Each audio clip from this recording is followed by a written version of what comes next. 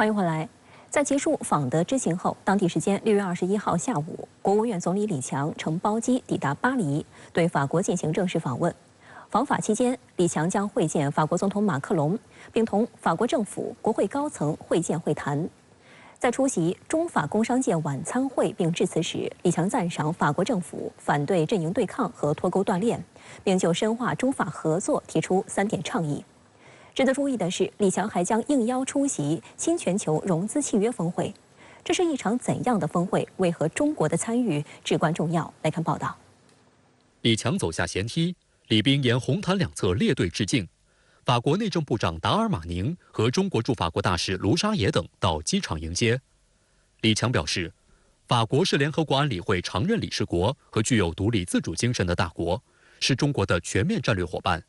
中法关系保持高水平发展，历来具有远远超出双边范畴的全球意义。今年4月，习近平主席同马克龙总统达成一系列战略共识，绘就了中法全面战略伙伴关系美好蓝图，为中法在双边、中欧和全球层面合作指明了方向。中方愿同法方一道，将两国元首绘制的中法关系发展蓝图转化为施工图、实景图，扩大双向开放，打造更具韧性的中法、中欧产业链供应链，深化人文交流互鉴，携手应对气候变化、可持续发展等全球性挑战，为中法关系持续健康稳定发展注入新动力，为世界和平稳定与发展注入更多信心与力量。值得一提的是，在马克龙4月访华时，李强也在会见中称赞法国是具有独立自主精神的大国。李强当时表示，中法都是具有深厚文化底蕴和强烈独立自主精神的国家，中国愿同法国一道，落实好两国元首达成的重要共识，发扬独立自主、相互理解、高瞻远瞩、互利共赢的建交精神，推动中法全面战略伙伴关系不断迈向更高水平。当天晚间，李强在巴黎出席中法工商界晚餐会并致辞。李强表示，中法关系具有稳定性、时代性、全球性的鲜明特征，两国都主张以团结代替分裂，以合作代替对抗，都致力于维护多边主义，推动完善全球治理，携手应对全人类共同挑战。李强就深化中法合作提出3点倡议：一是共同维护全球产业链供应链安全稳定；二是加强中法创新合作；三是打造良好营商环境。在谈到共同维护全球产供链安全稳定时，李强表示，相互依赖是全球化的必然结果。中法良好的政治互信，使我们在相互依赖中看到稳定性、确定性和共同的发展机遇，而不是风险。我们赞赏法国政府反对阵营对抗和脱钩断链，希望中法企业家坚定支持经济全球化，做开放共赢、务实合作的行动派，共同维护中法、中欧产业链供应链稳定和韧性。李强还表示，中国将坚定不移深化改革、扩大开放，希望法方保持市场开放，为中国企业提供公平、公正、非歧视的营商环境，欢迎法国企业继续积极参加中国进博会，进一步开拓中国市场。他勉励中法企业家坚定信心，把握机遇，共同努力，在深化经贸合作中实现企业更大发展，推动中法、中欧合作行稳致远。法资企业在中国表现得非常好，我刚才讲一起坚守，对华的投资疫情3年并没有减少，而且是逆势增长。中国人讲患难见真心，患难见真情。我们经历过风雨的洗礼，中华合作的大树必将更加坚挺。李强此行的一项重要活动是应邀出席新全球融资契约峰会。当地时间6月22号，峰会在巴黎布隆尼亚宫，也就是巴黎证券交易所所在地拉开帷幕，100多位国家元首和政府首脑受邀参加。此外，还有40多个国际组织、120多个非政府组织和非政府联盟，以及众多社团代表、企业家和慈善家与会，是今年规模最大、层级最高的国际活动之一。爱丽舍宫表示，此次会议的目标是在全球北方和南方之间建立新的协议。法国驻华大使馆经济处公使衔参赞江峰19号介绍称，本届峰会组织了4个工作组，从数月前就开始为不同主题做准备：一是改进现有国际金融机构；二是私营部门融资； 3是投资可持续基础设施，4是为易受气候变化影响的国家调动额外资源的创新解决方案。这个诉求呢，主要是改革全球的这个融资方式，因为这次峰会的内容比较明确，就是如何融资啊。如何融资呢？我想，最主要的是改革全球的这个金融体系啊，提供更好的融资方式，特别是全球的一些相对脆弱的国家啊，他们需要一些比较低廉的一些贷款，能够促进他们的发展，帮助他们应对这个气候变化。观察认为，之所以叫新契约，意指是要在全球化遭破坏的新环境下，寻找到新的最低共识，进而推动可持续发展。而上百位国家元首和政府首脑参会，表明新契约不满足于全球企业达成共识，希望政府间也能达成共识。外媒形容这是马克龙雄心勃勃的政治举动，暗藏了欧洲自主战略的想法。过去几年来，欧洲呢，遭遇各种危机的冲击，特别是现在呢，俄乌冲突对欧洲造成比较大的影响啊。欧洲呢，某种程度上沦为了美国的一个跟随者，或者说是附庸啊。这不是法国希望看到的，所以这个马克龙呢，他希望法国和欧洲能够在世界呢发出一个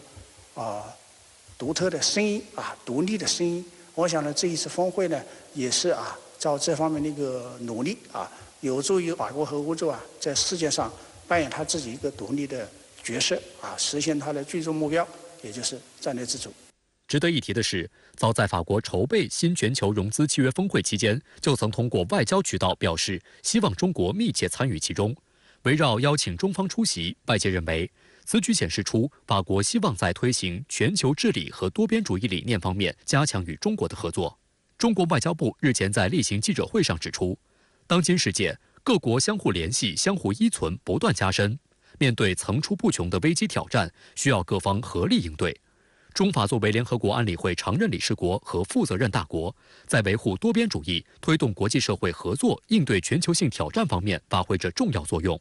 中方期待同包括法国在内的各方一道努力，为推动全球发展更加公平、更可持续做出积极贡献。为什么说中国的参与非常重要呢？中国呢有一些经验，实现了这个贫困人口清零这一个目标。我想呢，这是一个非常突出的成就。有技术，也有一些全球发展的方案，提供了很多的全球公共产品，包括这个“一带一路”还有这个全球发展倡议等等吧。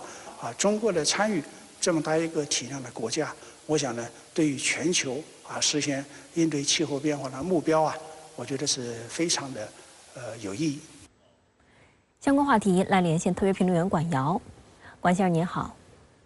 为期2天的新全球融资契约峰会今天在巴黎揭幕，中国国务院总理李强等多国领导人出席。那么，管先生，您对这次中方参会有何前瞻呢？好的，主持人。那么，昨天国务院总理李强结束对德国的访问，乘坐包机飞抵法国，在巴黎机场发表讲话时就特别赞扬法国是具有独立自主精神的大国。那么，这显然是东道主最看重的一个外部评价，也是法国一直在致力追求的他的国家路向。之前法国总统马克龙在结束访问法国之际，他呢在专机上接受法美两国媒体的专访。当时曾经在大西洋两岸掀起轩然大波，甚至呢欧洲大陆也有部分的东欧国家向他呢发起了围攻。那么马克龙他之所以被认为是捅了马蜂窝，就是因为呢他在那次访谈中强调，法国乃至欧洲不能做美国的附庸，在台湾问题上应该坚持欧洲立场、欧洲利益，保持战略自主与独立性。所以在百年未有之大变局下，哪怕是欧洲的大国，要想真正保持独立性，要真正实现战略自主，其实呢也是相当难得、相当不易为的。从这样一个角度来看，法国成功发起召开新全球融资契约峰会，也是呢法国坚持大国独立性的再一次的发力。那么这次峰会它的规格相当之高，除了东道主，包括巴西总统卢拉、南非总统拉马福萨、中国总理李强等多国领导人都与会。那么美国财长耶伦也应邀参会。今天法国总统马克龙在峰会发言中就再度呼吁相关国家、多边机构以及民间部门应该大幅增加对穷国应对气候变化危机和脱贫问题的融资支持。那么，法国财长呢，他也已经明确要将国际多边金融机构的这个气候变化应对基金募资的这个目标要提高到2000亿美元。李强昨天在巴黎机场讲话中呢，也特别指出，中法关系保持高水平的发展，历来具有超出双边范畴的全球意义。那么表示期待和法国方面携手应对气候变化、可持续发展等等全球性的挑战。所以中方这次高规格参加新融资全球峰会，那么也是在就此释放明确的信号，来对东道主给予有力的支持，并且呢，以联合应对全球挑战、多边议题的这样的一种积极的姿态，来为中法乃至为中欧的合作来持续打开新的增长空间。当然了，这也是李强就任大国总理之后首次亮相国际多边峰会。那么大国总理会说什么，又将如何来阐释中国方案、中国主张？我想这也是国际媒体关注的一个焦点。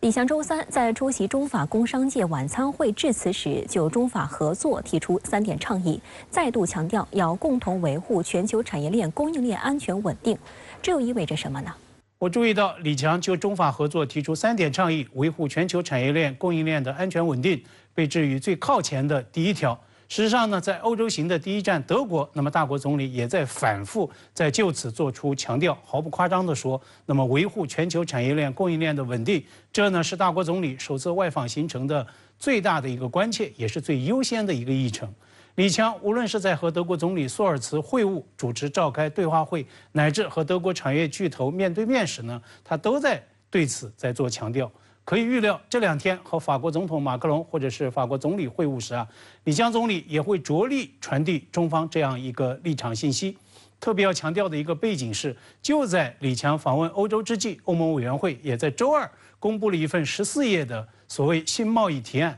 那么，尽管这份提案并没有明确提及任何具体的国家，也没有点名中国，但是呢，提案中实施居民融合政策的国家，它所指，按照美西方媒体的解读，普遍认为就是中国。这普遍被看作是欧盟推进所谓对华去风险，旨在遏制中方获取关键技术，寻求管理对华所谓经济依赖的最新的布局。按照《纽约时报》的分析，那么从根本上来说，这也是欧盟在刻意要追随美国，以自身的战略自主作为代价，在敏感市场与高新技术领域来寻求对华设立限制。所以呢，就此而言，大国总理特别强调，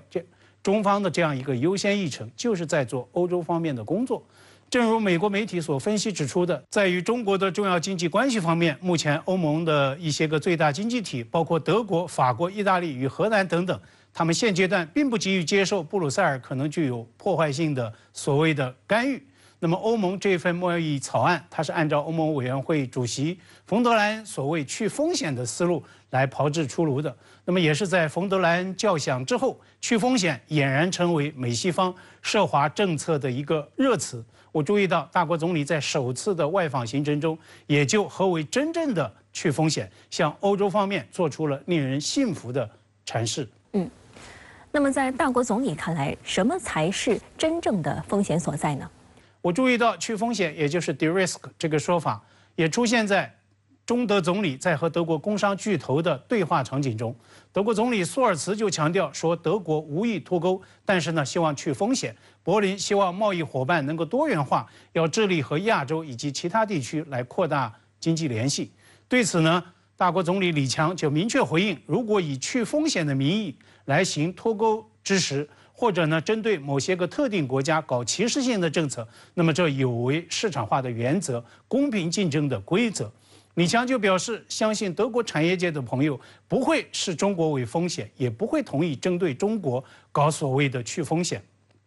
而在李强看来，真正的风险其实是不合作，真正的不安全是不发展。大国总理啊，甚至以个人用户的体验来现身说法。中国人很多都会做体检，那么很多也都会用到西门子的 X 光机，没人会有所谓不安全感。那么他也举例，在自己主政上海期间，中德在汽车领域的合作呢，一直在持续源源不断的在带来巨额的回报。所以啊，李强就强调，不要轻易夸大经济依赖的成分，更不要动辄扣上不安全的帽子。事实上，到底把中国看作是对手还是合作伙伴呢？欧洲老百姓对此早已经有了定论。欧洲对外关系委员会月初公布一份调查，那么这是该委员会针对11个欧盟成员国6000多人进行的一项最大规模的调查的结论。那么这份调查就显示，大多数欧洲人仍然将中国主要看作是一个必要的合作伙伴。调查报告合著者之一的叫亚纳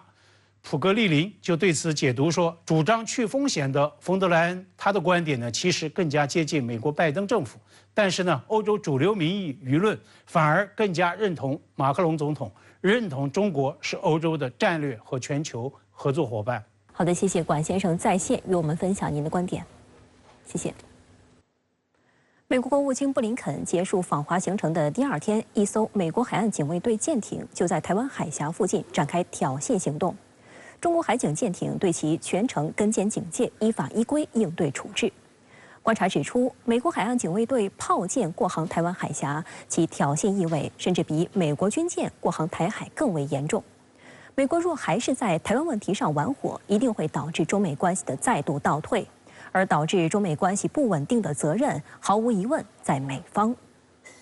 对于美海岸警卫队斯特拉顿号炮舰过航台湾海峡并公开炒作，中国海警局新闻发言人甘宇22号发表谈话称，中国海警舰艇对其全程跟监警戒，依法依规应对处置。甘宇还表示，中国海警将加强在中国管辖海域的巡航执法，坚决维护国家主权、安全和海洋权益。美国海军第7舰队早前表示，斯特拉顿号20号开始执行一项航经台湾海峡的所谓例行任务。台防务部门也宣称，该舰22号凌晨通过台湾海峡。深圳卫视记者注意到，与以往美海军舰艇过航台湾海峡时，东部战区派出舰机应对不同。面对隶属美国海岸警卫队的斯特拉顿号炮舰，则是由海警部队派出舰艇对其全程跟监警戒，依法依规应对处置，属于对等回应。作为解放军来讲，我们要对等的是美国的海军，那么作为我们的海警部队、海警部门的话，应该处置对应美国海岸警卫队，所以这个处置呢是相对来说比较对等。那么从美国的角度来讲的话，把海岸警卫队相关的船只派到中国沿海，尤其是穿越台海，本身就是对我们主权海峡的践踏，也是在肆意的挑衅。所以我们海警部门及时处置，本身就是对美国相关船只的一种积极的回应。根据公开资料，美国海岸警卫队是美国武装力量的6大军种之一，日常归国土安全部管理，战时归海军管辖，承担作战任务。虽然名义上是海洋执法力量，但美国海岸警卫队参加了2次世界大战，以及越南战争、海湾战争、阿富汗战争、伊拉克战争等，是美对外侵略、维护霸权的重要力量。而美国海岸警卫队的力量也远超执法需要，其现有4万多名现役军人、3万多名预备役军人和辅助人员，拥有1000余艘各类舰艇、200多架直升机、海洋监视飞机和若干无人机。可以说，美国海岸警卫队的规模和实力超过大多数国家的海军。深圳卫视注意到，2019年1月以来，美国向南海地区派出海岸警卫队舰艇，通过巡航、参与美国海空军演习等方式，介入南海等中国周边局势。2019年3月，美国海岸警卫队博索夫号巡逻舰首次从我台湾海峡高调通过。此次美方派出的斯特拉顿号炮舰是传奇级3号舰，该级舰现有8艘在美国海岸警卫队服役。该舰满载排水量约4500吨，最高航速达到了28节，续航力达到12000海里，海上自持力60天。需要指出的是，传奇级是美国海岸警卫队最新一级的远洋执法船。单单就舰载电子设备而言，该舰已经远远超出了传统意义上的巡逻舰的自身定位，安装了完善的雷达与电子设备，包括 X 波段、S 波段远程雷达、火控雷达、电子战系统等。深圳卫视记者还注意到，本月1号到7号，美日菲举行3边海上执法力量联合演习时，美方出动的就是斯特拉顿号。除此之外，斯特拉顿号此前也多次参与美国与东盟国家在南海举行的联合演训。作为海岸警卫队的船只派到西太地区，本身就不符合规矩，也就是海岸警卫队的船只应该保卫自己本土的海岸线的安全，而无论是日本也好，菲律宾也好，他们的海岸安全应该由各自的海岸警卫队来进行保护。美国此举就是为了彰显自己和这些盟友之间的特殊关系，同时也把这些盟友他们国家的海岸警卫队职能和自己海岸警卫队之间的职能相互之间融合，来达到一个滨其他国家海岸线，维护美国海上霸权的实际利益。近年来，美海岸警卫队明显加大了在西太平洋地区的活动频率。有分析认为，此种安排可有效弥补美海军力量不足。因为虽然美海军计划将60%的舰船部署至亚太地区，但美军第7舰队目前力量配置明显不足。在西太地区部署海岸警卫队舰船，可分担美海军在该地区的部分职责，分担部分任务，减轻第7舰队作战部署和日常巡逻压力。同时，美国海岸警卫队的活动更便于强化海上干预效果。近年，美国海军的军舰在亚太海域执行所谓航行自由行动时，常常遭遇各国海警的执法船，场面十分尴尬。所谓维护航行自由的一方，更像是干扰航行自由的一方。观察指出，作为美国海上力量的重要组成部分，美国海岸警卫队海上巡逻行动等级低于美海军的高风险军事干涉行动，高于美国国务院的外交交涉方式，被视为最合适的干预方式。需要警惕的是，本月3号，美国中云号驱逐舰以及加拿大蒙特利尔号护卫舰过航台湾海峡并公开炒作。中方批美方此举是在台海地区有意制造事端，蓄意挑起风险，恶意破坏地区和平稳定，向台独势力发出错误信号。不到1个月，美又公开派出海岸警卫队舰艇过航台海，预示着美国今后或将开启海军加海警联合介入的新模式。这需要引起高度重视，我们应当未雨绸缪，早做应对准备。我们现在所担心的是什么？就是美国海岸警卫队的船只，它不仅仅会停靠在日本、菲律宾等这些国家，很可能未来也会在中国的台湾省相关的港口来驻留。这个本身对我们的主权将会带来极大的考验。换句话来讲的话，就是要把台湾省的海岸线作为美国的海岸线，这个挑衅就更为严峻，也是我们绝不允许的，完全是在践踏我们的主权。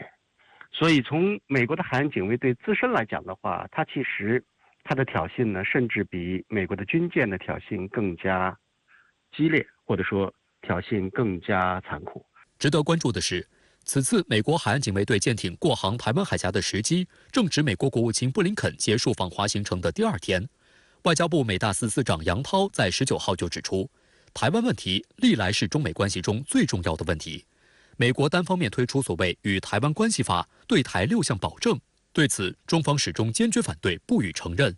美国试图将所谓和平解决台湾问题作为一中政策的核心内容，这是公然篡改美方对华政治承诺。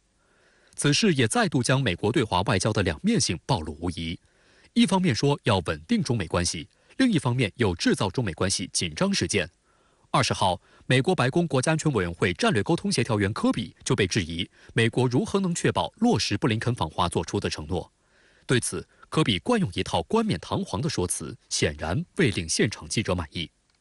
We're going to see. And I can assure you that the Biden administration will do everything that we can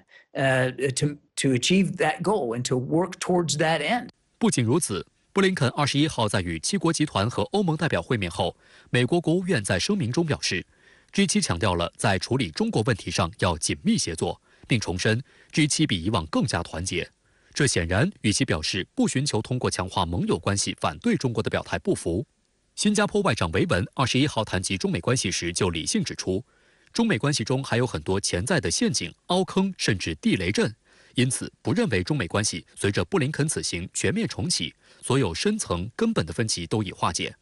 维文说，双方有必要保持开放的沟通渠道，他对中美关系持审慎乐观态度。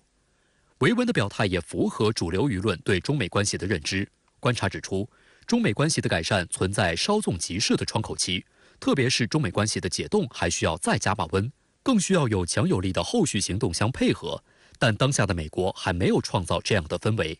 由此看来，布林肯访华虽然使中美关系得到了一定程度的缓和，鉴于美对华错误认知及政策均未根本改变，这种缓和将是有限且难以持久的。据我了解，目前美国国内对中美关系普遍是抱持一种比较悲观的看法，包括这次布林肯访华，之前的美国国内对他访华能取得什么样的成果，可以说是期待非常少，显示出大家对未来的这个中美关系是非常悲观的一种态度。正在美国开展国事访问的印度总理莫迪即将与美国总统拜登展开会谈，并将第2次在美国国会发表演讲。曾经被美国拒发签证的莫迪，如今享受到比肩丘吉尔等政坛巨人的殊荣，两国关系正朝着准盟友方向一路加速。但美媒又为何称印度永远不会成为盟友？来看报道。印度总理莫迪日前开启对美国的国事访问，将于当地时间22号与美国总统拜登举行会谈。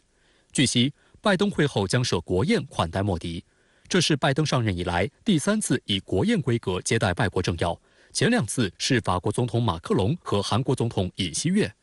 公开资料显示，自2014年担任印度总理以来，莫迪先后6次赴美，而这次访美是首次被提升至国事访问规格。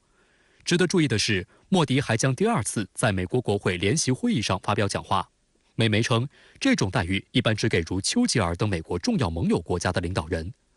路透社报道称，莫迪此次访美被视作美印关系的转折点，具有里程碑意义。从规格和安排来看，美印特别是美方高度重视本次访问，美方对莫迪此行强化美印关系寄予厚望。一定意义上说，可以说是达到了印美关系的历史上最高的这个分值啊，很多合作的这个层次，可以说呢都超越了美国跟他盟友之间的这种合作的深度，达到了美印关系发展的一个历史上的一个高峰。美印舆论认为，美方诚意十足，让莫迪此行兼具仪式感与务实性。事实上，为了这次访问能够取得历史性成果，美印近期频繁派出高官进行接触和磋商。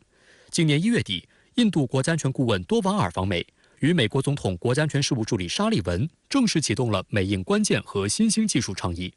6月，美国国防部长奥斯汀、美国总统国家安全事务助理沙利文接连奔赴印度，最终敲定了双方在莫迪访美期间达成的多项合作。复旦大学南亚研究中心研究员林明旺对深圳卫视记者表示，美国对印度如此慷慨，自然是有所求的，而印度方面也是如此。从美国的角度来说呢，很明显啊，美国呢就是利用印度呢来平衡和遏制中国呢，这是它最主要的一个目的啊。其次一个目的呢，就是很明显，就是他要挖这个俄罗斯跟印度的关系的一个墙角啊。从印度的角度来说呢，它更多的是在这个目前不太平静的这个国际关系的局势之下啊，尤其是中美关系的持续紧张的这个情况下呢，他是希望从中牟利啊。这个牟利呢，就包括了这个军事上的啊、高端技术上的以及经济发展上的所有方方面面的好处。值得一提的是，此次莫迪访美，中国是绕不开的关键词。国际主流媒体对此多有琢磨。《纽约时报》分析称，拜登政府图谋利用印度抗衡中国的经济影响力，从而在全球供应链中排挤中国。不过，在日前的记者会上，当被问及邀请莫迪访美是否是意图在印太地区对抗中国的影响力时，白宫国家安全委员会战略沟通协调员约翰·科比予以否认。It's not about, the question about whether this was about China. This state visit is also not about Russia. And what we're trying to do with our bilateral relationship with India is improve the bilateral relationship on its own, for its own sake, and on its own foundation, because it's that important to us. It's not about forcing or coercing or trying to convince Prime Minister Modi or the Indian government to do something different. 然而，科比的说法有些站不住脚。尽管美国政府官员坚称与中国无关，但议程设置上却多处出现中国的身影。英国《金融时报》报道称，美国总统国家安全事务助理沙利文日前表示，虽然对华政策不是莫迪此行的重点，但中国在军事领域、技术领域和经济领域的角色问题将会在议程上。我觉得美国这种态度呢，基本上是一个叫"此地无银三百两"的一个说法了啊。因为我们可以看得到，就是美印关系的发展啊，实际上跟那个中印关系的这个下降或者说恶化呢之间呢是呈现了一个相关性的。尽管莫迪访美调门拔得很高，但考虑到印度过去的摇摆态度，双方的合作事实上建立在脆弱的信赖关系上。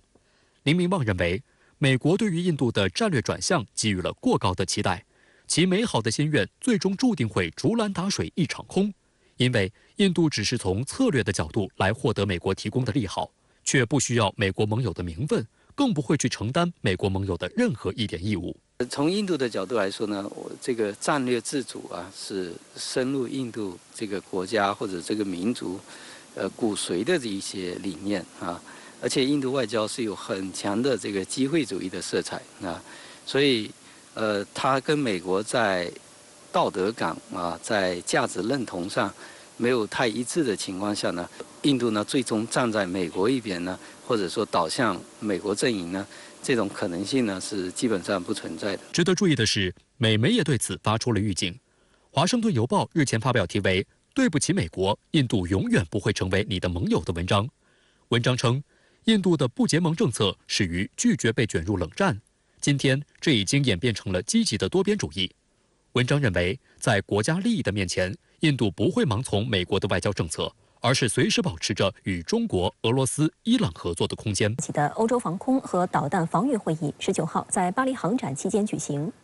法国总统马克龙当天在巴黎荣军院会见欧洲多国国防部长，讨论欧洲防空问题。会上，马克龙呼吁欧洲国家在空域防御方面寻求更多独立性，并主张不要过度依赖美国。马克龙呼吁欧洲发展自己的防空系统，传递出怎样的信号？与他多次提及的欧洲战略自主是否一脉相承？来看详细分析。据美联社报道，此次欧洲防空和导弹防御会议共有20个欧洲国家的防长和其他代表参加。马克龙在会上发表了闭幕演讲，为欧洲应制定独立的保卫领空战略给出了充分理由。他还敦促欧洲国防设备制造商建立独立的军事系统，并将生产转移到欧洲大陆。马克龙透露，几个欧洲国家已签署一份意向书，将联合采购由法国欧洲导弹集团制造的西北风防空导弹系统。Premier, c'est la signature d'une lettre d'intention entre France, Belgique, Chypre, Hongrie et Estonie pour l'acquisition commune de missiles Mistral. C'est un très bel exemple de coopération souveraine des Européens sur d'ailleurs une gamme qui est tout à fait pertinente et qui n'était pas assez couverte. 马克龙表示，防空问题首先是一个战略问题。他以俄乌冲突为例指出，在乌克兰发生的一切告诉我们，我们只能给基辅我们拥有的和生产的东西。来自欧洲之外的援助将很难把控，这受制于时间表、优先事项，有时甚至是第三国的批准。马克龙继而指出，长远来看，欧盟需要有战略自主权，而不是通过北约只依赖美国。实现这一目标的关键是建立欧洲国防工业，并在欧盟内部采购。那么这件事情，我说从法国的角度来讲，当然是绝对正确的啊，因为我们讲法国方面一直以来也是强调，或者说至少是在鼓吹欧洲的这种防卫的自主。虽然07年法国回到了北约体系，但是这种在北约内部，法国方面一直以来也希望扮演一个相对独立的欧洲的领导者的这么一个角色。深圳卫视注意到，马克龙政府自上台以来就一直将欧洲防务建设作为其优先事项。2017年，法德推动25个欧盟成员国达成永久结构性合作的国防安全协议。2018年，法国提出欧洲干预倡议，呼吁建立真正的欧洲军队。值得一提的是，马克龙在2019年接受英国《经济学人》杂志采访时，甚至表示，世界正在见证北约的脑死亡，以此表达对现有欧美防务合作机制的不满。分析指，马克龙此言实际上是在公开表达对美国政策的不满，呼吁欧盟独立思考当前形势，摆脱在安全问题上对美国的依赖。值得注意的是，与法国深刻的防务自主基因不同，德国虽然近年来对欧洲防务建设的积极性有所上升，但仍然将北约和大西洋联盟作为最重要的防务支撑。在马克龙呼吁欧洲发展自己的防空系统的同时，德国却主张从欧洲以外地区联合采购防空系统。德国防长皮斯托留斯就称，法国总统马克龙的欧洲防空计划不能令德国信服。Also die Auffassung von Macron scheint die zu sein, Wir sind nicht so in Eile, dass wir jetzt auf Brückentechnologien setzen müssen, sondern wir können warten, bis das fertig ist, was wir in Europa entwickeln. Davon sind wir und etliche andere nicht überzeugt. 深圳卫视注意到，德国去年10月启动欧洲天空之盾倡议，有17个欧洲国家参与，但法国、意大利、波兰不在此列。欧洲天空之盾倡议要对北约防空和导弹防御系统进行内部整合，旨在使用德国 IRIS-T 近程防空系统、美国爱国者中程防空系统和美国以色列的剑3远程防空系统。德国曾为法国加入该倡议打开大门，将法意联合制造的 MAMBA 防空系统添加到该倡议成员可用的防空系统列表中，但法国拒绝加入。法国政府认为这没有充分维护欧洲主权，而是以美国和以色列的产业为基础。时事评论员白梦辰在接受深圳卫视记者采访时表示，法国一直主张欧洲人一块玩，更注重欧洲利益优先，但德国在政治经济，尤其是国防领域受美国控制极强，因此法德两国在欧洲天空之盾倡议上分歧不小。现在在北约内部呢，搞的所谓这个欧洲天盾，其实是一个这个表面上虽然看起来是德国人，但实际上是美国人在背后做全部的这个全盘的计划，所以它其实是一个德国跟美国之间类似于双簧的这么一个状态。相关话题来连线特约评论员刘和平。刘先生您好。法国总统马克龙呼吁欧洲国家在领空防御问题上加强独立性，而不是过度依赖美国。对此您怎么看呢？在此前的评论中，我曾经反复说过，近年来西方世界正在出现裂痕。其典型的表现就是欧洲大陆国家跟以盎格鲁撒克逊人为主体的建立的英美等国家的矛盾与分歧正在进一步加深。马克龙呼吁欧洲国家在安全防卫上实现战略自主，表面上看来是要让欧洲摆脱对于北约的依赖，但本质上这是为了摆脱对于英美的依赖。不过值得注意的是，若干年前马克龙发出这一呼吁的时候，还能够得到不少欧洲国家的响应，而这一次引发的关注与回应却是少了很多。这背后的原因就在于，一是因为1年前爆发的俄乌战事，不仅使得欧洲战略自主的势头被打断了，而且眼下是自从冷战结束以来，欧洲在安全上对美国最为依赖的时候。绝大多数欧洲国家，尤其是中东欧国家担心，这个时候提出欧洲战略自主，一旦美国撂挑子，谁来带领欧洲应付当前的危局？法国能否承担得起这个重任？二是因为当前俄乌战事正处于焦灼状态，乌克兰的大反攻进展得并不顺利。一旦乌克兰战败或投降，事实上也就相当于欧洲与北约的战败。在这种情况下，欧洲面临的就不是战略自主的问题，而是如何跟美国相依为命的问题。三是因为对于欧洲来说，眼下最为急迫的是以法德为首的老欧洲跟以波兰等中东欧国家为首的新欧洲之间的分裂问题。老欧洲已经镇不住新欧洲了，以波兰等中东欧国家为首的新欧洲不仅主张进一步导向与依赖美国，而且对法国等国家越来越不信任。那对于法国与德国在欧洲天空之盾防卫计划中发生了公开的分歧与矛盾一事，您又怎么看呢？其实马克龙一直以来雄心勃勃的计划就是，不仅要让欧洲实现战略自主，成为多极化世界中的一极，而且要让法国团结与带领欧洲来实现这一宏大的战略目标。然而让马克龙与法国感到异常尴尬的是，最终英国与德国等17个欧洲国家组建的欧洲天空之盾防卫项目，法国居然不在其中。这里面当然涉及到了法国跟德国、美国以及以色列的经济利益之争问题，因为这个计划使用的是德国、美国、以色列生产的防空系统，而马克龙则希望欧洲国家仅仅使用法国一家生产的西北风防空导弹系统。但是这里面仍然发出了一个对于法国来说非常不好的信号，即原本志在领导欧洲的法国，居然在某种程度上被英德为首的欧洲国家给排挤在外了。而且尤其让法国感到尴尬的是，原先在欧洲战略自主上跟法国一唱一和的德国，居然撇开法国倒向了英国与美国一边。而德国态度180度大转弯，显然是因为1年前发生的俄乌战事，让德国意识到了当前的欧洲很难甩开美国单干。值得注意的是，除了在老欧洲内部制造矛盾与分裂，也就是利用德国来制衡和边缘化法国之外，美国还在利用正在崛起的以波兰为首的中东欧国家来制衡与边缘化法国。毫无疑问，俄乌战事的发生，让主张更为激进的支持于乌克兰倒向美国的波兰的国家地位正在急速的上升。同时，假如未来乌克兰最终战胜了俄罗斯，那乌克兰也将在军事上成为欧洲制衡俄罗斯的前锋。到了那个时候，法国在欧洲的领导地位还能不能保得住，都会是一个大问题。除此之外，在全球范围内，法国还正在遭受以盎格鲁撒克逊人为主体的建立的国家的歧视与打压。澳大利亚单方面撕毁跟法国签订的购买常规动力潜艇协议，转而跟美国、英国共同生产核动力潜艇，就是其中的典型表现。